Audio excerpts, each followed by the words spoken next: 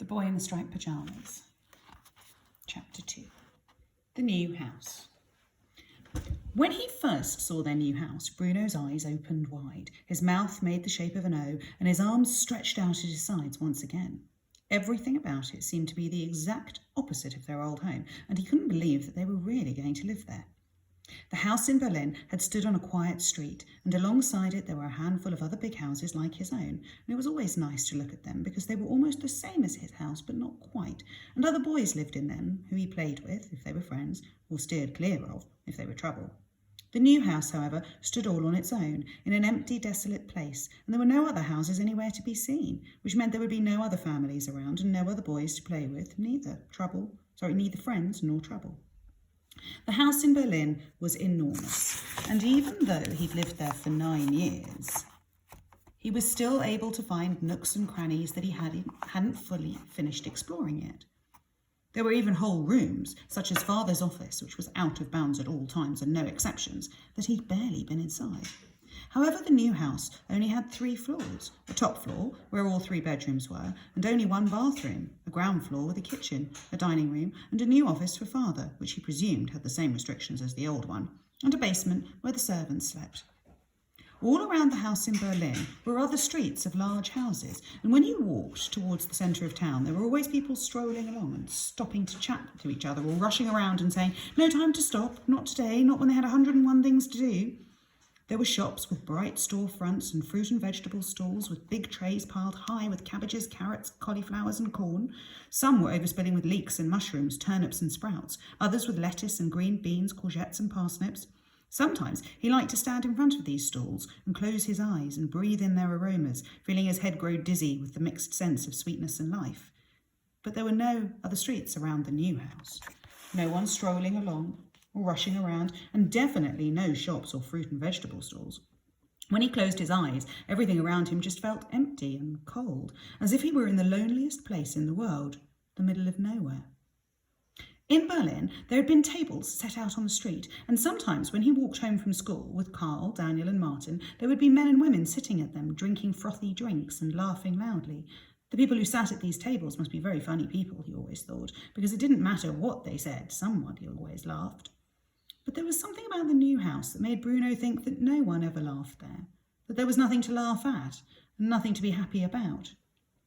"I think this was a bad idea," said Bruno, a few hours after they'd arrived, while Maria was unpacking his suitcases upstairs.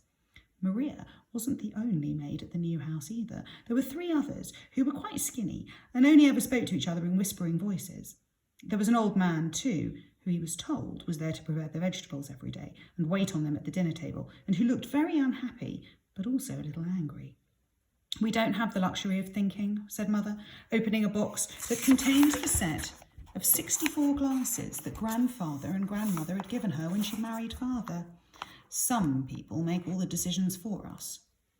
Bruno didn't know what she meant by that, so he pretended that she'd never said it at all. "I think this was a bad idea," he repeated. "I think that the best thing to do would be to forget all about this and just go back home. We could chalk it up to experience," he added, a phrase that he'd learned recently and was determined to use as often as possible. Mother smiled and put the glasses down carefully on the table. "I have another phrase for you," she said. "It's that we have to make the best of a bad situation." "Well, I don't know what that we do," said Bruno. "I think that you should just tell Father that you've changed your mind, and, well, if we have to stay here for the rest of the day and have dinner here this evening and sleep here tonight because we're all tired, then that's all right, but we should probably get up early in the morning if we're going to make it back to Berlin by tea time tomorrow." Mother sighed. "Bruno, why don't you just go upstairs and help Maria unpack?" she asked. "But there's no point unpacking if we're only going to—" "Bruno, just do it, please," snapped Mother, because apparently it was all right if she interrupted him, but it didn't work the other way round.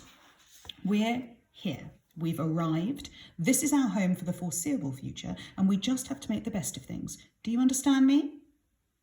He didn't understand what the foreseeable future meant, and told her so. "It means that this is where we live now, Bruno," said Mother, "and that's an end to it." Bruno had a pain in his stomach. and he could feel something growing inside him, something that when it worked its way up from the lowest depths inside him to the outside world would either make him shout and scream that the whole thing was wrong and unfair and a big mistake for which somebody would pay one of these days, or just make him burst into tears instead. He couldn't understand how this had all come about. One day he was perfectly content, playing at home, having 3 best friends for life, sliding down banisters, trying to stand on his tiptoes to see across Berlin, and now he was stuck here in this cold, nasty house with 3 whispering maids and a waiter who was both unhappy and angry, when nobody looked as if they'd ever be cheerful again. "Bruno, I want you to go upstairs and unpack, and I want you to do it now," said Mother in an unfriendly voice, and he knew that she meant business. So he turned around and marched away without another word. He could feel tears springing up behind his eyes, but he was determined that he wouldn't allow them to appear. He went upstairs and turned slowly around in a full circle, hoping that he might find a small door or cubbyhole where a decent amount of exploration could eventually be done. But there wasn't one. On his floor, there were just 4 doors, 2 on either side, each facing each other. A door into his room, a door into Gretel's room, a door into Mother's and Father's room, and a door into the bathroom.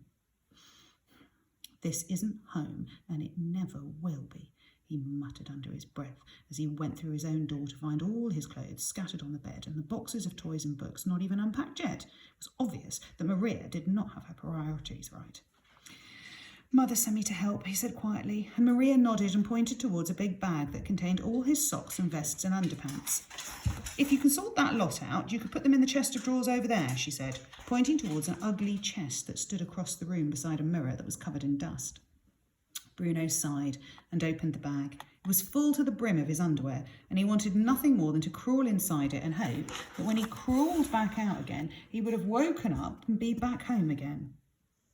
"What do you think of all this, Maria?" he asked after a long silence, because he'd always liked Maria and felt as if she was one of the family, even though Father said she was just a maid and overpaid at that. "Or what?" she asked. "This," he said, as if it was the most obvious thing in the world, coming to a place like this. "Don't you think we've made a big mistake?"